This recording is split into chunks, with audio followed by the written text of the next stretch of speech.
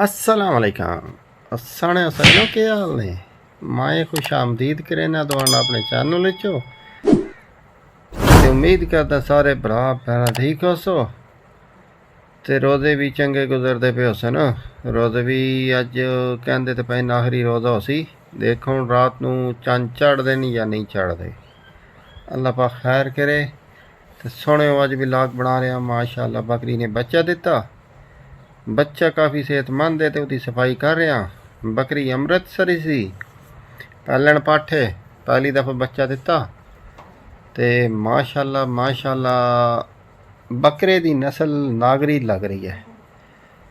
pure नागरा नहीं है लेकिन शायद इनू किधरे बकरी बिच वो नस्ल आ रही सी तो वो नागरा बकरा लग रहा ते बहरहाल अल्लाह पाक दा शुक्र अदा करे ना बकरा माशाअल्लाह बड़ा सेहतमंद है ते हुण बकरे नूं पहले पिलासा दुध बकरी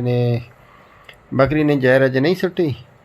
बकरे नूं साफ कीता ते उन्होंने दुध पिला के फिर साइड ते कर दे सां ते उस तो बाद फिर बकरी जहर सुटसी तो फिर उन्होंने तसल्ली नाल दुध पिला ले सां माशाअल्लाह माशाअल्लाह बकरी दे तले दुध भी चंगा ते कोशिश कीती करो चंगी शै रखी करो अमृतसरी ते नागरा दोवें टॉप क्लास दियाँ बकरियां टॉप क्लास की नस्ल है माशाअल्लाह माशाअल्लाह जितने भी हैवी वेट मुकाबले होंदे बकरियां दे उन्हां विच